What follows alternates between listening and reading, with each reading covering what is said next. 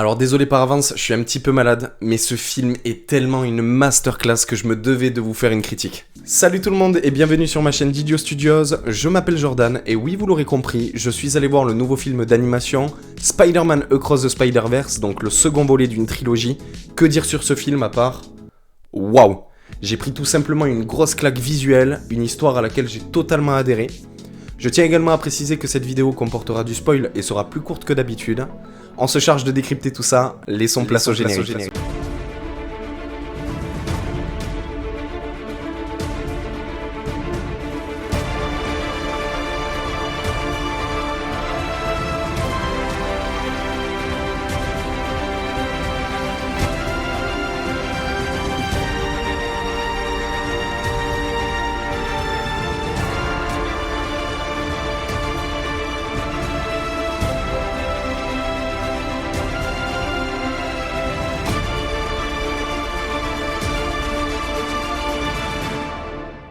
Alors tout d'abord, je tiens à démarrer cette critique avec un gros waouh. Mais vraiment, j'ai pris une claque visuelle, je le répète encore.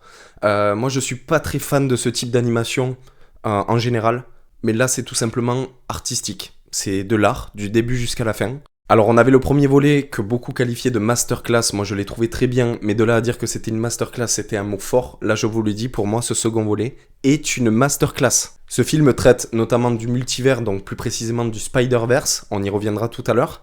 En fonction des terres, du moins des univers dans lesquels il se trouve, on va avoir des codes couleurs différents. Également les couleurs des paysages qui peuvent changer en fonction des émotions des personnages. Je pense notamment au monde de Gwen, où lorsqu'un personnage est triste ou heureux, les couleurs vont changer et varier en fonction de ses humeurs. Les musiques sont totalement en adéquation avec les images qu'on nous passe pendant 1h55. On retrouve également dans ce volet des plans d'images qui restent fidèles au premier volet, donc notamment des plans inversés. C'est une scène avec Gwen et Miles qui sont en train de parler, ce qui fait un petit peu référence à ce qu'on avait déjà sur le premier volet, avec Miles Morales qui se lance d'un building pour la première fois en lance-toile. Donc le film démarre avec non pas Miles mais l'histoire de Gwen. Alors moi j'ai trouvé que dans ce second opus, justement Gwen est beaucoup plus mise en avant.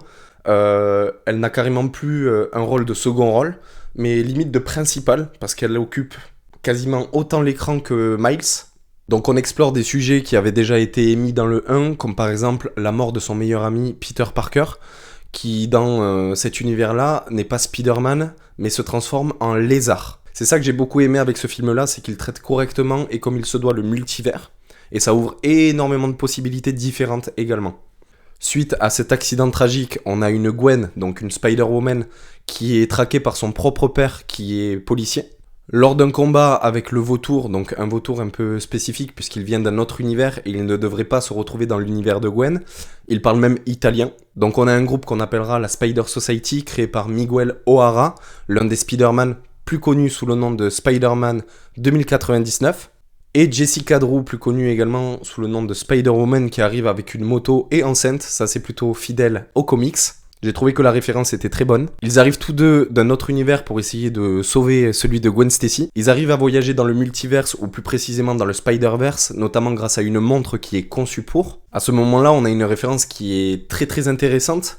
Je crois même qu'elle était apparue dans la bande-annonce, où Miguel O'Hara justement fait référence à la Terre 1999, donc celle du MCU avec le Spider-Man de Tom Holland et Doctor Strange, en traitant même Tom Holland d'intello. Pour faire simple, le rôle de la Spider Society est de faire en sorte que les éléments se déroulent comme prévu et qu'ils ne restent pas inchangés. Donc du coup de réparer un petit peu les dégâts du premier film. En clair, ils ont un petit peu le même rôle que la TVA, mais pour le Spider-Verse. Veiller à ce que les choses se déroulent comme elles doivent se dérouler. Dès que Gwen se fait démasquer par son père, elle décide de rejoindre justement la Spider Society pour lui échapper. Le film se poursuit avec la Terre 1610, donc la Terre de Miles. On nous présente directement l'antagoniste de ce film-là, qui est l'Attache, qui peut paraître plutôt inoffensif au départ, mais qui va devenir extrêmement puissant au fur et à mesure du film. Donc à la base, moi l'Attache, c'est pas un vilain que je connais forcément, mais dans le film on nous dit que c'est un ancien scientifique qui a travaillé sur le synchrotron, donc la machine du premier volet de Spider-Man, qui fut détruite justement par Miles Morales, et c'est justement en la détruisant que ce scientifique est devenu l'Attache. Et c'est pour ça qu'il va en vouloir en fait pendant tout le film à Miles de l'avoir rendu comme ça. Ce scientifique va nous apporter une information qui est primordiale pour la suite de l'histoire, puisqu'il va avouer avoir créé une araignée génétiquement modifiée sur la Terre 42 qui a été téléportée par le synchrotron sur la Terre de Miles, et c'est grâce à cette araignée-là que Miles doit tous ses pouvoirs. Donc la tâche va se vanter d'avoir créé Spider-Man. Dans ce second opus, on a également Miles qui a un nouveau costume, donc qui ne change pas énormément du premier, juste avec beaucoup plus de texture, et également des bandes sur le côté. D'ailleurs, il va se faire chambrer durant tout le film en disant qu'il saigne des aisselles. Ce que j'ai aimé dans ce film-là, c'est qu'il est rempli de références. On en a notamment une avec son coloc qui est en train de jouer à la console de jeux vidéo. Et le jeu en question, c'est Spider-Man. D'ailleurs, n'hésitez pas à me dire dans l'espace commentaire s'il y a des références qui m'auraient échappé et que vous avez peut-être vues. Lors de la bataille entre Miles et la tâche, que je qualifierais de ridicule, la tâche s'introduit par accident dans son propre corps et il apprend qu'il peut voyager à travers le multivers par ses propres trous. C'est très très bizarre dit comme ça, par ses trous. On en apprend un peu plus sur les autres univers du Spider-Verse, notamment un qui est en BD, l'autre en Lego avec le Daily Bugle en arrière-plan, et une autre référence, celui de l'univers de Venom qu'on a vu dans les films Sony, donc la Terre 688. On apprend également à ce moment-là que tous les Spider-Man sont en contact avec Miguel O'Hara, donc Spider-Man 2099. Alors moi je vous cache pas que j'avais un petit peu d'appréhension par rapport à ça, du fait de mélanger du live action avec de l'animation. J'ai un petit peu de mal, car on peut s'y perdre très très rapidement, et ça peut également décrédibiliser les anciens films qui ont été déjà faits. Pour moi, de l'animation devrait rester avec de l'animation, et les films avec les films. Non mais imaginez 2 secondes que dans Spider-Man No Way Home, il n'y aurait pas eu Andrew Garfield, ni Tobey Maguire. Non. Qu'on nous mette le Spider-Man Lego. Imaginez la tristesse dans nos yeux. Voilà pourquoi je suis pas très fan du mélange live action avec l'animation. Alors j'ai adoré l'aspect de l'adolescence dans ce film-là, qui est super bien traité d'ailleurs, avec un enfant qui est très mal compris par ses parents, et à l'inverse, des parents qui cherchent à comprendre leur enfant. Tu devais être là pour 17h. Ouais, oh, ça va. Ça va? Waouh. On te parle, ça va pas du tout. On a également une super bonne discussion entre Miles et sa mère, qui est très touchante à ce moment-là. Ça me rappelle un petit peu quand ma mère a coupé le cordon avec moi. On a également une super référence lorsque Gwen vient rejoindre Miles dans son monde, avec le premier comics de Spider-Man qui est en train de voler dans les airs. Et ça, j'adore. Donc Gwen vient rejoindre Miles pour une seule et bonne raison, c'est pour neutraliser la tâche qui est considérée comme une anomalie, c'est-à-dire quelque chose qui ne devait pas arriver. On a également une autre référence avec explication de Gwen qui fait comprendre à Miles que dans tous les autres univers, Gwen tombe amoureuse de Spider-Man et que ça se finit jamais bien. Donc pour ceux qui ont vu The Amazing Spider-Man, vous saurez de quoi je parle. Alors je vous cache pas que pour moi, il y a un élément qui résonne comme un point d'interrogation en ayant vu ce film, c'est le personnage de Layla, donc un hologramme qui est appelé assez souvent par la Spider Society. Sincèrement, je pensais au départ que c'était un variant de Madame Web, car pour moi, elle a exactement le même rôle, elle met en relation tous les autres Spider-Man, et cherche à régler les problèmes du Spider-Verse, justement. Donc du coup, affaire à suivre. La tâche s'en va dans un autre univers et est poursuivie par Gwen qui, elle, est suivie par Miles. Cette terre-là s'appelle la Terre 50101, une terre à ambiance un petit peu indienne, puisqu'on va y retrouver un nouveau Spider-Man, un Spider-Man indien, mais également un autre Spider-Man qui est appelé Obi, c'est un Spider-Man punk. Donc comme je vous l'ai dit précédemment, la tâche devient de plus en plus puissante. Son objectif, grâce à la machine qui l'a rendu comme ça, c'est de créer davantage de trous en les remplissant. En se battant avec la tâche, Miles a une vision de son futur où il peut voir son père mourir, et la tâche lui dit qu'il va tout lui prendre et s'attaquer à ceux qu'il aime. Donc là on a une super belle scène en team de 4, où on les voit justement se battre contre la tâche, mais également sauver les gens de cette terre. Une fois tout le monde sauvé, on a un énorme trou quantique, et du coup la Spider Society arrive sur place pour résoudre le problème. Miles et les autres Spidey se rendent au QG à Nueva York, un dérivé de New York, sur la Terre 53931. Et là on peut voir tous les Spider-Man différents, mais également le Spider-Man cheval. On nous présente également les différentes anomalies du Spider-Verse. On a beaucoup de références par rapport à Dr. Octopus, mais on a une référence en particulier, le rôdeur du MCU joué par Donald Glover.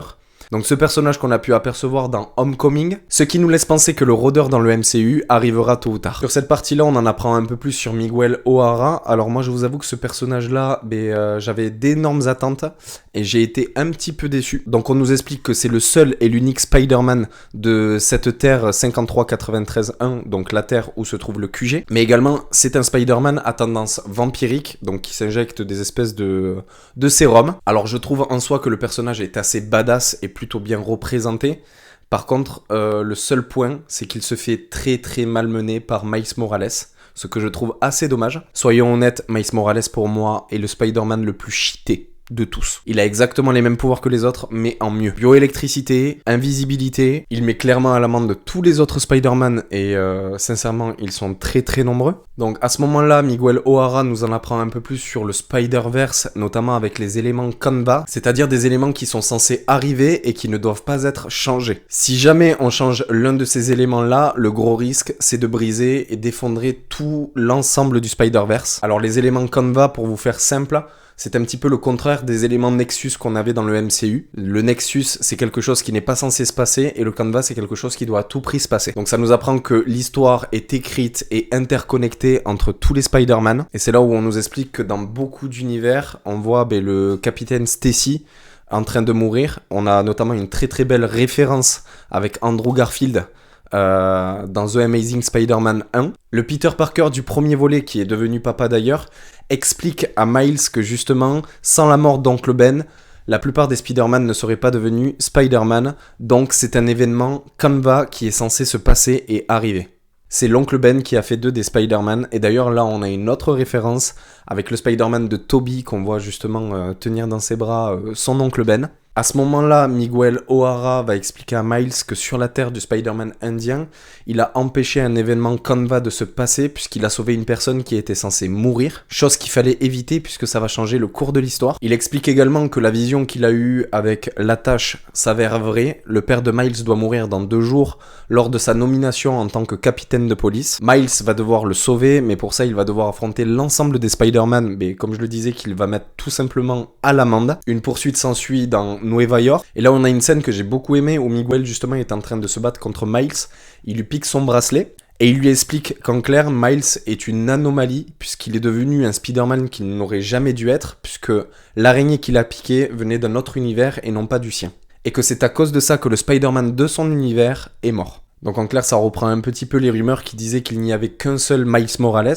Après, chose que je ne comprends pas forcément, c'est que nous avons le Spider-Man PlayStation 4 qui était présenté, mais il y a également un Miles Morales PlayStation 5 qui existe, donc ce qui nous ferait 2 Miles Morales. Donc à voir par la suite si c'est expliqué ou pas. Mais en tout cas, l'hypothèse d'un seul Miles Morales dans l'ensemble des univers Spider-Man, j'approuve totalement. Et là, on a l'énorme twist du film, puisqu'en fait, Miles va vouloir retourner sur sa terre, sauf que la machine, au lieu de scanner son code génétique, va scanner le code génétique de l'araignée qu'il a piqué. Du coup, va le renvoyer sur la Terre 42 et non pas sa Terre à lui. Et autant vous dire que sur la Terre 42, on a énormément de surprises, puisqu'on apprend que son propre père, du coup, est déjà mort, qu'il y a un autre Miles Morales, et ce Miles Morales-là est un rôdeur. Il a une toute autre coiffure avec des dreads, et le film se termine avec ses amis du premier opus qui partent à sa recherche pour venir l'aider. Alors pour conclure sur ce film, moi j'ai trouvé que l'animation, les images étaient juste sublimes. Encore une fois, je suis pas forcément fan de ce type d'animation-là, mais je dois reconnaître que le travail est tout simplement merveilleux. L'ensemble des références est juste énorme.